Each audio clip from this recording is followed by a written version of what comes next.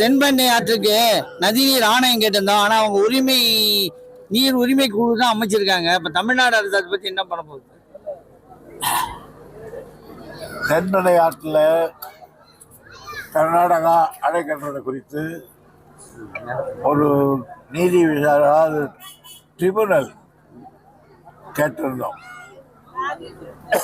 அது குறித்து உச்ச நீதிமன்றத்தில் ஒரு வழக்கு தொடுத்திருக்கோம். அந்த வழக்கில் பேசுகிற பொழுது கர்நாடக அரசு நாங்கள் இன்னும் 2 முறை பேசி பார்க்கிறோம், அவசரப்பட்டு ட்ரிபுனலை நீங்கள் பிரகடனப்படுத்தக்கூடாது என்று கேட்டுக்கொண்டார்கள். அதன் அடிப்படையிலே தான் அந்த வழக்கு ஒத்திவைக்கப்பட்டிருக்கிறது. நாங்கள் அதில் உறுதியாக இருக்கிறோம். காரணம், பேச்சுவார்த்தை மூலம் பிரச்சனைகளை தீர்ப்பது நல்ல திட்டம்தான். ஆனால் பிடிவாதக்காரர்களோடு பேச்சுவார்த்தை மூலம் பிரச்சனையை தீர்ப்பது என்பது முடியாத காரியம்.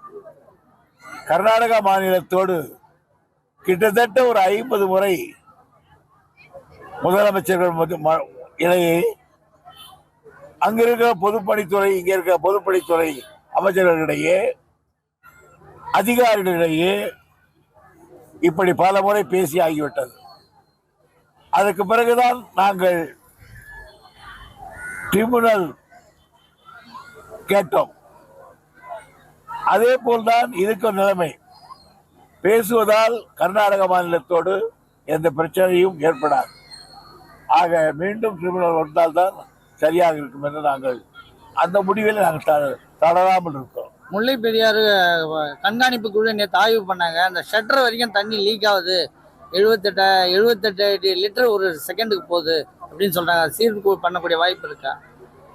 எல்லா அறையிலும் சீப்பேஜின்னு ஒன்று சொல்லுவாங்க.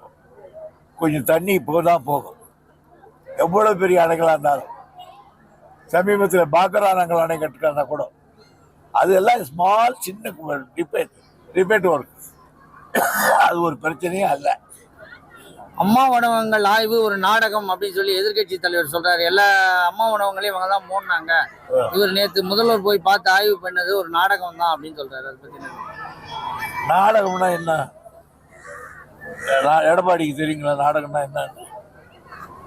அது என்னன்னு கேட்டீங்கன்னா, இப்போ அவங்க கட்சிகள் நடக்குது, அதுதான் நாடகம். மின்கட்டண உயர்வுக்கு அனைத்து கட்சிகளும் இப்ப போராட்டங்கள் அறிவிச்சிட்டு இருக்காங்க. திமுக பொதுச் செயலாளர் என்ற முறையில் உங்களுடைய நிலைப்பாடு எப்படி சார்? அந்த மின்கட்டண உயர்வு திமுக பொதுச் செயலாளர் இருக்கிற கட்சி தான் ஆளுங்கட்சி. ஆளுங்கட்சி என்னவோ அதுதான் என் கட்சி. செய்திகளை உடனுக்குடனும் துல்லியமாகவும் தெரிந்து கொள்ள சப்ஸ்கிரைப் பண்ணுங்க.